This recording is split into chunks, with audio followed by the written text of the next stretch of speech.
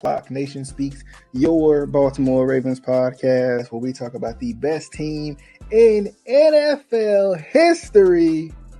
If you're a Ravens fan, what has Lamar done to not deserve to get paid? I am a huge Joe Flacco Wise fan. Usher once said, situations will arise in our lives. I'm talking about shut down. Like you not throwing on Jimmy Smith. Joe is criminally underrated, lock him up in cuffs, criminally underrated. Lamar's put this team as a top 5 offense for the first time in 20 years. Got the arm talent.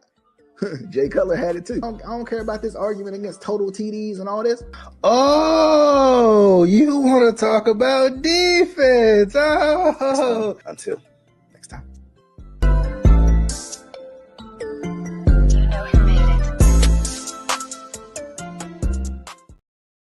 All right, what is going on, good people? We are back at it again. Flock Nation Speaks. I'm your host, DJ, right here. And I tell you what a week it has been. The draft is over. Lamar Jackson is signed. It's been a long time since y'all saw me, right? It's been a long time. It's been too long, far too long. But nonetheless, we are back once again with another episode and got plenty of topics on the docket. As always, you can watch or listen to Flock Nation Speaks, Facebook, YouTube, Twitter. What else? Apple Podcast, Spotify, all the great places that you like to listen to your podcast. You like to watch your podcast. I'm there. So be sure you put us in the queue. Put us in the queue. But anyway, couple topics today. I'm excited to be back, number one, but also like it's just been an eventful week when it comes down to it. Of course, we started the week pretty much last Thursday, sometime near the middle of the day range. It was probably about 2. It was probably about 2 or 3 when we got the news that Lamar Jackson had signed. He had officially became a Raven for 5 more years. And I'm gonna be honest. When the news came out, I was literally speechless. I didn't know what to say. I saw I didn't have my phone on me, but I saw the notification come through my watch. Right, I saw the notification come through my watch. I looked down. I said, "Oh," like literally, like I was like, "Oh, wait a minute. Let me make sure this is confirmed first, because like it's a couple of spam accounts out there, and then you got the thing with the blue check marks and stuff with Twitter and stuff like that. Like you never know. It could be ESPN, but it might be ESPN CN or something. Like it might be something off the wall. So I had to wait. I'm gonna be honest with y'all. I had to wait because at the time it said report on the front of it too. So we have been through as the Ravens turn, right? We have been through the Young and the Ravens this offseason. So with all the soap operas going on this whole offseason, I had to wait for the confirmation. And then I saw the actual have agreed in principle to a contract with Lamar Jackson. And I was at work, so I couldn't get up and run around. But I thought about it. I did. I really did. I was excited. I held it in, but I was excited. That's where the news started. Then of course, we had the draft, right? Which I feel like we had a pretty good draft. That leads me to the first topic of today's show. What should the Ravens do next? Right? There's plenty of things. There's plenty of options. There's plenty of options on what should the Ravens do post-draft. Honestly, let's start with the draft. Right? Let's start with who they got. Let's start with where they filled in some pieces. Right? Let's start with where they filled in some pieces. Of course, we got Zay Flowers, the speedster, the guy who get a lot of comparisons to a guy like maybe a Tyreek Hill or something like that. I think he's got a couple of comparisons to Steve Smith too, but a guy who is really going to come out here and probably making an immediate impact. A guy who is probably something that we need desperately. Not only a first round wide receiver, sure thing wide receiver, but also a guy who is a burner, right? A guy you're going to have to respect from day one. Right, not just because he's a first-round receiver, but also because he's got the speed, and also because he has the route running, and also because he can create separation. This is a guy you're going to have to respect from day one. And I think that's why Ravens fans were excited to get him. At the time, during the draft, who was it that got? I think it was Jackson Smith and Jigma, and then it was Jalen Hyatt. I think that's the order that it went in. Jackson Smith and Jigma, and then Jalen Hyatt, like literally right before the Ravens picked. And then Zay Flowers was there, and it's perfect because you kind of got, you got Odell who can get some yards after the catch. You got Bateman who can get some yards after the catch, and then you got Zay Flowers. And then if you add in, add Duvernay back, add Galore back, I think you're gonna have a lot more speed on the field than I think people truly realize. Because Zay Flowers is fast, Rashad Bateman is fast, especially when he's at 100%. Odell Beckham can make people miss too, especially when he's at 100%. And he will be as close to 100% as Odell Beckham has been in quite some time. So I think the wide receiver room got so much better, but I do think they can still add one more guy if they wanted to.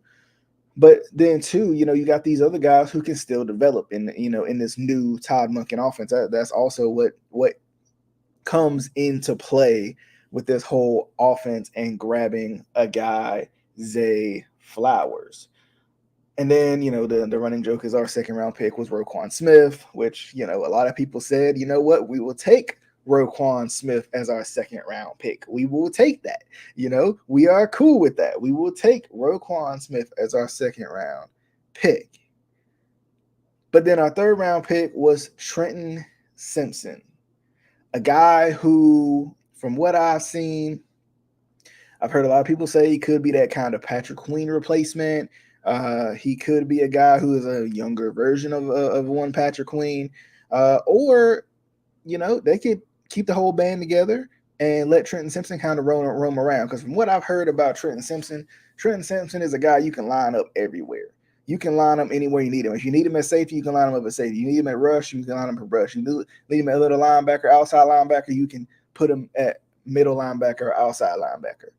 Now, I want to say this. Why is that important? Because a lot of people, I know, and I feel like a lot of people are probably like, why would you get a guy who could be a possible project guy, but at the same time, he don't have a true position when it comes to his skill set? I think, this is my personal opinion, I think the Ravens need to invest in more guys like that. Because when you are good at something, or at least when you have a sword that you die on, you got to go all out for it, right? You got to go all out for it. Last year, the one thing I say about EDC is last year on Greg Roman's dying sword, he gave him every tight end in the book that he could use. He gave him high point the ball tight ends. He gave him all pro tight ends. And he also gave him young rookie shake and bake tight ends. He gave Greg Roman everything. So now I feel like what's happening is with Trenton Simpson, I think this is a guy because the Ravens defense and organizationally, they like projects. We talked about this before. These dudes, they mad scientists, right? They like to get in the lab and put a little bit in the beaker here, little solution, mix it up. Don't mix it up with that though. But they really like to mix things up. They like to put people in different places. The Ravens have always been a complex defense type of a system, right? That's how it's always been. And with these guys, these Micah Parsons, right? These Isaiah Simmons, these guys you can put in several different areas. They ain't just one particular guy. This is the perfect time for you to like mix and match a little bit. And two, they got Kyle Hamilton, right? So you can bring Kyle Hamilton in the box and let him play that. You can switch him around with Trenton Simpson. You never know what you're going to get. And it brings back one of the things that I loved about the Ravens defense way back when. It brings back that kind of mysterious mystique. We don't know who's blitzing. We don't know who's not. We don't know who's playing coverage. We don't know who's not. We don't know who's guarding him. Combo coverages, all of that. It brings back the greatness of the Ravens defense, at least when it comes to the philosophy of it. I think Trenton Simpson, my personal opinion on him is I think he could be a really good pick because he's a guy who can play a little bit of everywhere, right? He's a guy who can play in a couple of different places. He's a guy that can play all around it and really swarm to the football. And then we had Tavius Robinson, and who was an edge rusher, which adds to the edge depth. We also had Caillou Blue Kelly, who I know his dad, I think, played in the league.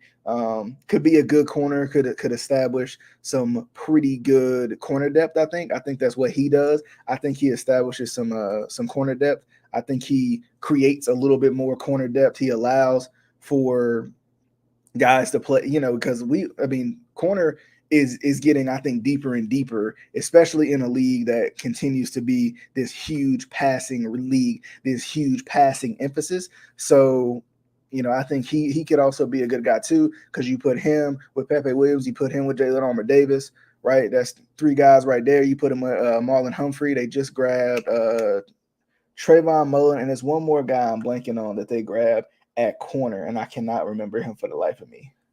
Let's see if I can see it real quick. Oh yeah, Rocky Sin. They just grabbed him, which kind of, unfortunately, I think closes the door on Marcus Peters coming back. But honestly, I think they should bring Marcus Peters back anyway, because my thing is, and I know I've heard these rumors that maybe they want to go with a man coverage system and all that. I don't really care about that. I think what they honestly should do is they should have Marcus Peters there just to be there, right? Put him in a couple plays here and there, if because he's gonna be better this year. I don't understand why people are so sour on Marcus Peters. He had a bad season last year. He wasn't healthy. He got rushed back into play, and he didn't play well. I don't know why people expect for guys who want 100% to come out, play well, and then when they don't, well, what happened? Well, he wasn't 100%. So that's my other thing about Marcus Peters. I don't think people should lean too much into last season because he's coming off a torn ACL. He's back in the first game of the season, actually the second game of the season against Miami, and he's the top guy the second game of the season against Miami, against the fastest team in the league. What do you expect? So I don't think Marcus Peters truly got a chance to get healthy. So I think you bring back Marcus Peters, right? I think that's a key. I've heard a lot of people say it. I think that's a key. I think you bring back Marcus Peters. Let him be the guy that you need him to be. And then on top of that, I think you put those two veteran guys, Marlon Humphrey, Marcus Peters, with the rest of these young guys you got, and also Kyle Fuller too. Bring him back too. Get as much corner depth as you can. Put some people on the practice squad, so then that way you got other guys that you need. And I know they drafted a couple of linemen too. I can't say their names, so I'm not going to. But they drafted a couple of linemen too. The kid out of UFC, what was he? It just say O-line. That ain't even specific. It just like at least my boy from Oregon say tackle, right? This dude, see, this one of them Ravens picks, right? This one of them Ravens picks. They just gonna put him anywhere on the offensive line at any point. But anyway, Andrew Voorhees. I said I wasn't gonna say it, and I said it anyway. Anyway, but I think it was a pretty good draft. I think draft wise, I think it's fine. I think the draft was fine for drafting for need, drafting exactly the guys that you need to have. Maybe still going best player available with that kind of strategic best player available that we talked about in the mock draft video too. Like, I thought that was perfect. I thought that was perfect. You picked up some other guys too while you read it. The Rocky Sins and Nelson Aguilar throughout the offseason too. I think, I think that brings back to the what do you do next? It's interesting because, Marcus Peters, of course, and then you see on the other side of that picture, you saw Unique Ngakoue, right? And it brings me to a tweet that Mr. Pedro had thrown out there, and he said he was wondering about kind of the edge rushers, right? Because the Ravens always need edge rushers. They always need edge guys. You got Ngakoue, you got Leonard Floyd, Jadeveon Clowney, and even Frank Clark. Right. And this was good. I'm glad that he brought that up. He always brings up some good things. Be sure to follow him at rholmes_. But he always, not Holmes, it's RHORMES_.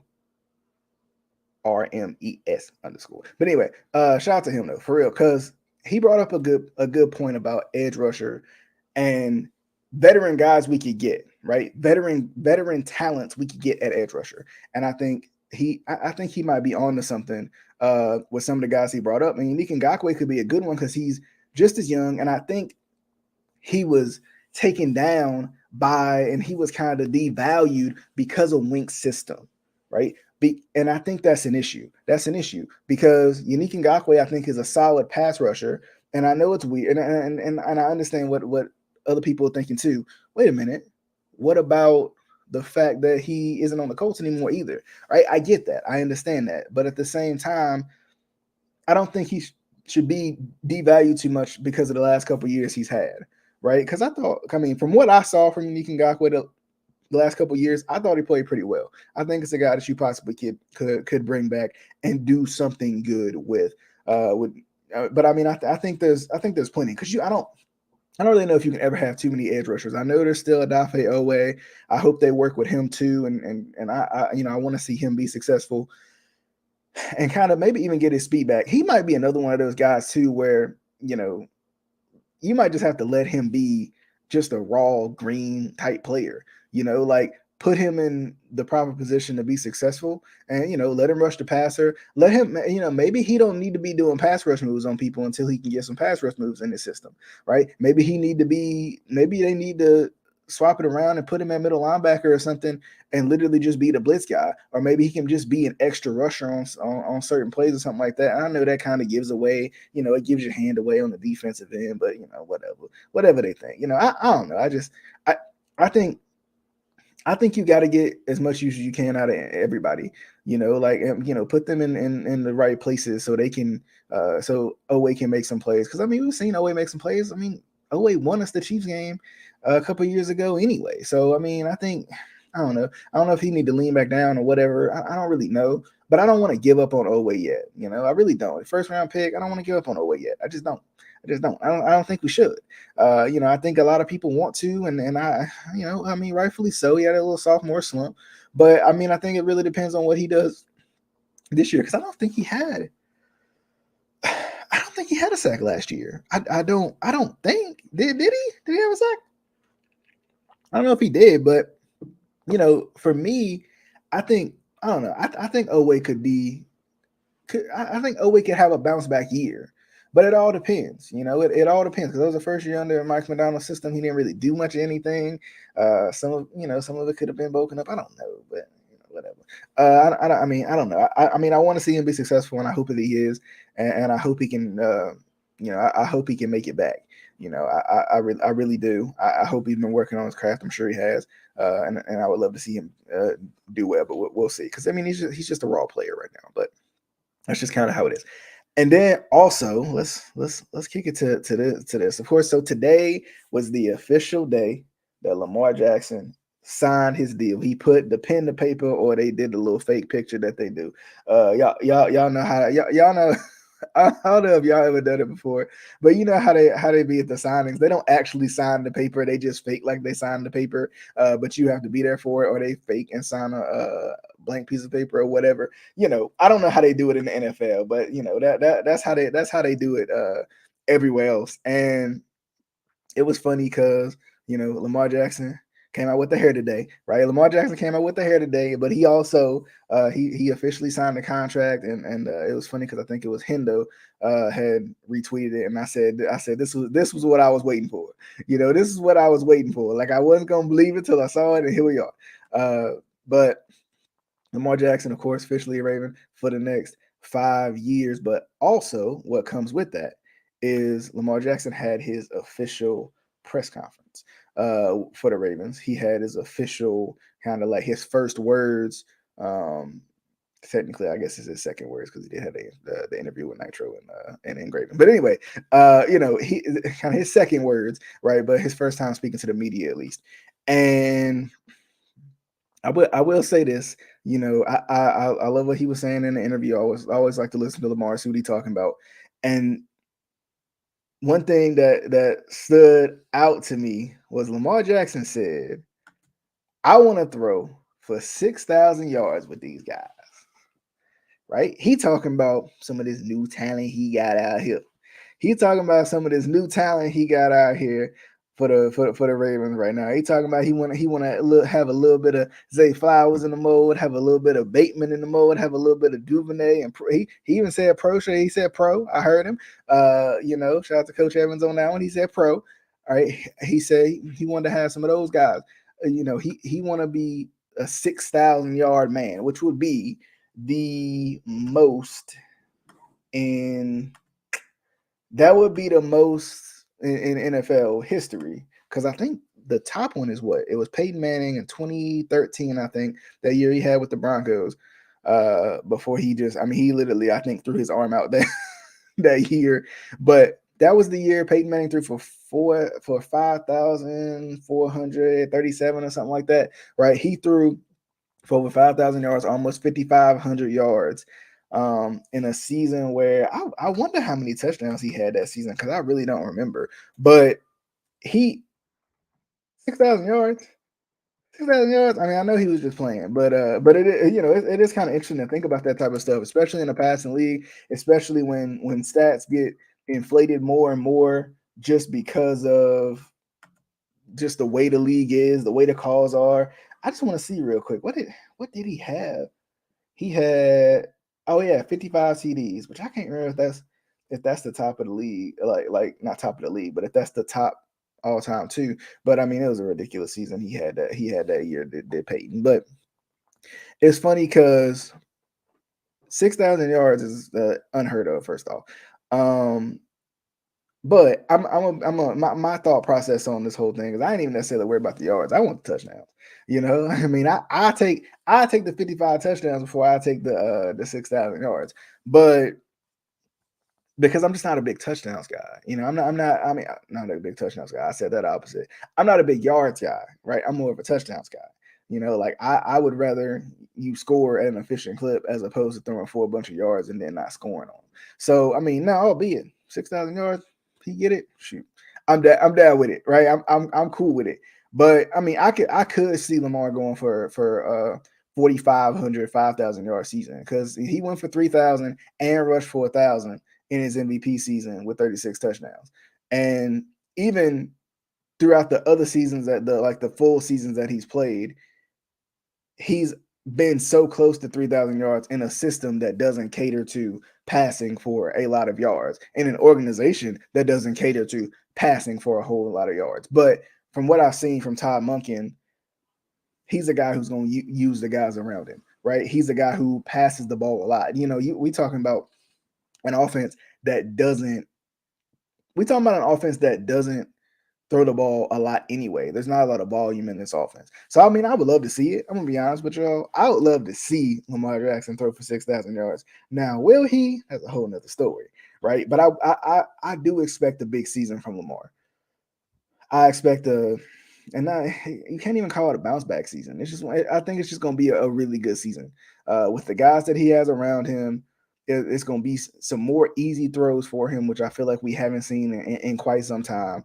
And I think honestly, we gonna see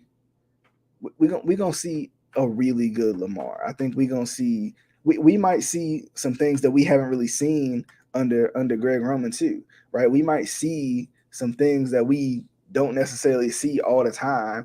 With Todd Monken, I'm excited just to see this new offense, to see how it's going to look, to see what happens with it. I wouldn't be surprised if this is an offense that breaks records. I wouldn't be surprised if this is an offense that does really well. I think a lot of people are like, "Oh, yeah, Lamar B," like I whatever, right? Y'all paid a running back, do the highest paid quarterback. Yeah, I already we knew that was coming, but I think I would not be surprised, and don't be surprised if this season is not only a big season, but possibly a historic season for Lamar Jackson passing the ball. Because I don't think he's going to run as much. I think they're going to lean on those good backs they got in the backfield in J.K. Dobbins and Gus Edwards, right? I think they're going to lean on those guys as opposed to having to lean on Lamar every single time that they need a big running play. And then the threat of Lamar is always the threat of Lamar. And like we said before, the weapons that surround him, I think that's gonna make things a little bit easier for him. You got more people to respect out there besides 8 in the backfield. You got more people to respect out there. If something does happen, there is an injury at the receiver position. The hope is you got depth too, and that's why they probably maybe should even what should they do post draft? Maybe get another piece too. Just to have. I know you got Aguilar. And I feel like he plays most of his games. But even with Bateman and Duvernay, they're gonna be guys that's gonna take them a little bit of time to even get into the flow of everything. Take them time to even get 100%.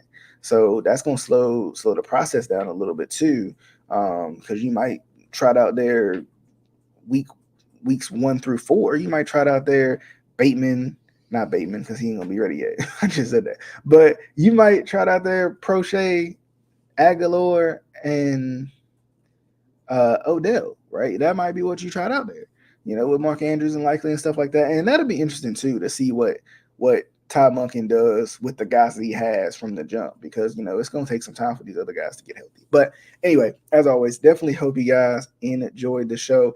Let me know, right? Let me know. Can Lamar really pass for 6,000 yards? What y'all think? Y'all think he really gonna do all that? Y'all think he really gonna? He trying to wreck the league. He trying to wreck the league out here with the new contract. And also too, like, what should the Ravens do post draft? What should they do after this? Now that the draft is over, I should say, right? What should the Ravens do? Edge rusher, corner. Maybe another veteran. Should they bring back Marcus Peters? Should they bring back Yannick Ngakoue and Jadeveon Clowney? Guy like that. What should they do? But as we wrap up, I want to say this: Fly Nation Speaks, once again, is on all major podcasting platforms, and you can also watch on Facebook and YouTube and Twitter as well. But definitely be sure to let me know what you guys think about what the Ravens have done in the draft, what they're going to do post-draft, and we'll see you guys on the next one. Hope you guys have a good week. Until next